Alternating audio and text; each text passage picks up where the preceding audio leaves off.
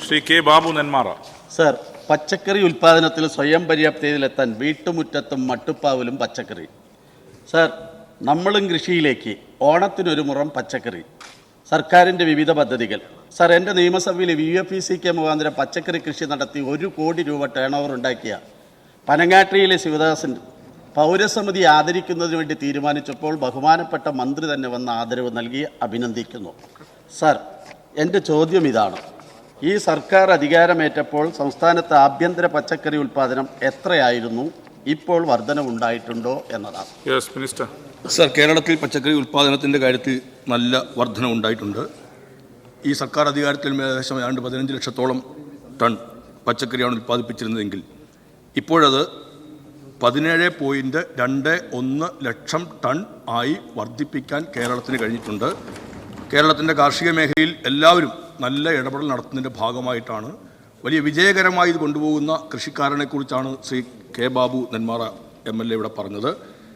1 കോടി രൂപ അദ്ദേഹത്തിന് വരുമാനം ഉണ്ടാക്കുന്നതിന് പറ്റി കഴിഞ്ഞു. അദ്ദേഹത്തിന് ഞങ്ങളെല്ലാം കൂടി പോയി അവിടെ സ്വീകരണം കൊടുക്കുകയും ഉണ്ടായി. നല്ല ഒരു നേട്ടം കേരളത്തിൽ പച്ചക്കറി ഉൽപ്പാദനത്തിനുണ്ട്. ഇതിൻ്റെ പൂർണ്ണതയിലേക്ക് എത്തുക എന്നുള്ളതാണ് നമ്മൾ ആഗ്രഹിക്കുന്നത്. അതുകൊണ്ട് കേരളത്തിന് ആവശ്യമായ പച്ചക്കറി കേരളത്തിൽ തന്നെ ഉൽപ്പാദിപ്പിക്കാൻ ഒരു ജനകീയ പങ്കാളിത്തത്തോടു കൂടിയുള്ള ഒരു ശ്രമം നടത്തുക എന്നാണ് സർക്കാർ ലക്ഷ്യം വെച്ചിരിക്കുന്നത്. Second question. സർ, സംസ്ഥാനത്ത് 64 അഗ്രികൾച്ചർ ഫാമുകളുണ്ട്. Sir, Nelliampathy orange and vegetable farm ഓറഞ്ചിന് പുറമെ 20 ഇനം ശീതകാല പച്ചക്കറി കൃഷി ചെയ്യുന്നുണ്ട്. നാട്ടുപഴങ്ങളും കാട്ടുപഴങ്ങളും വിദേശി ഉൾപ്പെടെ 50 ഫലവൃക്ഷ തൈകളുണ്ട്. സർ, ഓർക്കിഡ് ഉൾപ്പെടെ 100 കണക്കിന് വിഭാഗത്തിൽപ്പെട്ട പൂച്ചെടികളുണ്ട്. സർ, 67 മൂല്യവർദ്ധിത ഉൽപ്പന്നങ്ങൾ, ഓറഞ്ച്, ഗ്രാഫ്റ്റ്, ഫാഷൻ ഫ്രൂട്ട്സ്, അപൂർവ ഇന മാവുകൾ ഉൾപ്പെടെ 3 ലക്ഷത്തോളം തൈകളും ഉൽപ്പാദിപ്പിക്കുന്നുണ്ട്. സർ, 5 ഏക്കറിൽ ഫാം ടൂറിസം പരിപോഷിപ്പിക്കപ്പെടുന്നുണ്ട്. സർ, കഴിഞ്ഞ 6-ാം തീയതി മുതൽ 10 വരെ അവിടെ അഗ്രി ഫെസ്റ്റ് നാച്ചുറ എന്ന നിലയിൽ ഞങ്ങൾ അഗ്രി ഫെസ്റ്റ് സംഘടിപ്പിച്ചു. അത് ഉദ്ഘാടനം ചെയ്തതും ബഹുമാനപ്പെട്ട മന്ത്രി തന്നെയാണ്. സർ, 40,000-ലധികം വരുന്ന ടൂറിസ്റ്റുകളാണ് അവിടേക്ക് വന്നത്. ഒറ്റ അഭ്യർത്ഥനയുള്ളൂ: അവിടെ നിന്നും വാങ്ങിക്കുന്ന ടിക്കറ്റിൻ്റെ ഒരു വിഹിതം ഇത്തരത്തിൽ അഗ്രി ഫാം ഫെസ്റ്റ് സംഘടിപ്പിക്കുന്നതിന് അനുവദിക്കണമെന്നും എന്നതാണ്. സാർ, എൻ്റെ ചോദ്യം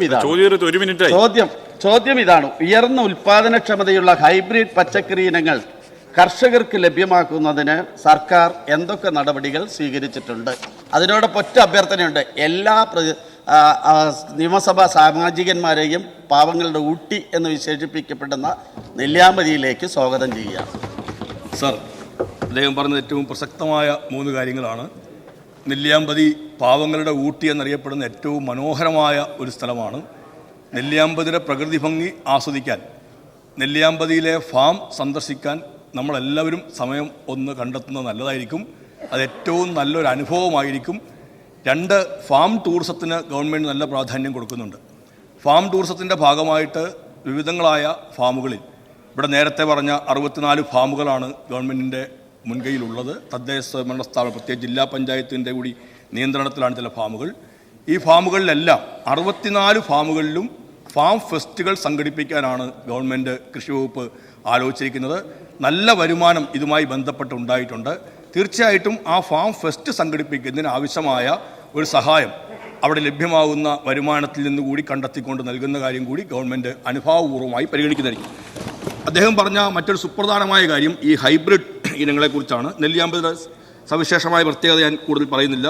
നിരവധിയായ ഉൽപ്പന്നങ്ങൾ അവിടെ ഉണ്ടാക്കുന്നുണ്ട്. കേരളത്തിലെ ഫാമുകളിൽ നിന്ന് തന്നെ 195 ഉൽപ്പന്നങ്ങളാണ് കേരള ഗ്രോ എന്ന ബ്രാൻഡ് നെയിമിൽ, നമ്മൾ ഇൻ്റലക്ച്വൽ പ്രോപ്പർട്ടീസ് റൈറ്റ് ആക്ട് അനുസരിച്ച് രജിസ്റ്റർ ചെയ്ത ട്രേഡ് നെയിമാണ് കേരള ഗ്രോ എന്നുള്ളത്. 195 ഉൽപ്പന്നങ്ങൾ നമ്മുടെ ഫാമുകളിൽ നിന്ന് ഉൽപ്പാദിപ്പിക്കുന്നുണ്ട്. നമ്മുടെ കർഷകർ ഉൽപ്പാദിപ്പിക്കുന്ന 746 ഉൽപ്പന്നങ്ങൾക്ക് നമ്മൾ കേരള ഗ്രോ എന്നുള്ള ബ്രാൻഡ് നെയിം കൊടുത്തിട്ടുണ്ട്. ഇതിന് മാത്രമായി പ്രത്യേക ഷോപ്പുകൾ നമ്മൾ ആരംഭിച്ചിട്ടുണ്ട്.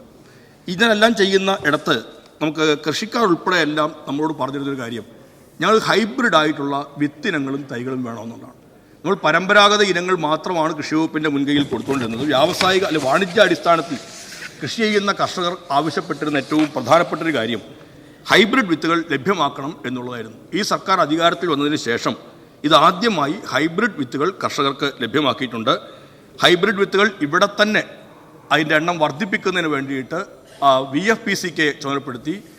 ആലത്തൂരിലാണ് നമ്മൾ അതിനുവേണ്ടി പ്രത്യേകമായി കർഷകരെ ട്രെയിൻ ചെയ്ത് പരിശീലിപ്പിച്ചിട്ട് 5 ഏക്കറിൽ ആ വിത്തുകളും തൈകളും ഉൽപ്പാദിപ്പിക്കാനുള്ള സംവിധാനം ഒരുക്കി. ഇത് ആദ്യമായിട്ടാണ് കേരളത്തിൽ അങ്ങനെ നമ്മൾ ചെയ്യുന്നത്. കാർഷിക സർവകലാശാലയിൽ നിന്നും Indian institute of horticultural research IIHR വികസിപ്പിച്ചെടുത്ത അവർ കണ്ടെത്തിയ ഏറ്റവും പുതിയ ഇനങ്ങളാണ് നമ്മൾ വാങ്ങി അതിൻ്റെ മാതൃ ഇത് സംഭവം കൂടെ കൊണ്ടുവന്നിട്ട് അതിൻ്റെ കൂടുതൽ എണ്ണം ഉണ്ടാക്കുന്ന തരത്തിലേക്ക് നീങ്ങുന്നത്. കൃഷിക്കാർക്ക് കൂടുതലായി ഹൈബ്രിഡ് വിത്തുകളും തൈകളും കൊടുക്കുന്ന പരിപാടി ആരംഭിച്ചിട്ടുണ്ട്. അത് വ്യാപിപ്പിക്കുന്നതായിരിക്കും. അതോടൊപ്പം തന്നെ നാടൻ ഇനങ്ങളെയും സംരക്ഷിച്ചുകൊണ്ട് വാണിജ്യാടിസ്ഥാനത്തിൽ കൃഷി ചെയ്യുന്ന കർഷകരെ സഹായിക്കാൻ വേണ്ടി അവരുടെ ആവശ്യം അനുസരിച്ച് ചെയ്യുന്നതാണ്. കൃഷി ദർശൻ പോലുള്ള പരിപാടികൾക്കകത്ത് കർഷകരും കർഷകരുടെ സംഘടനകളും ഉന്നയിച്ച ഏറ്റവും സുപ്രധാനമായ കാര്യം എന്ന തരത്തിലാണ് അതിന് നമ്മൾ കണക്കിലെടുത്ത്. തീർച്ചയായിട്ടും ഈ രണ്ട് കാര്യത്തിലും ഗവൺമെൻറ് നല്ലവണ്ണം ഇടപെടുന്നതായിരിക്കും. കർഷകരെ സഹായിക്കാൻ വേണ്ടിയുള്ള ഇടപെടൽ നടത്തുന്നതായിരിക്കും.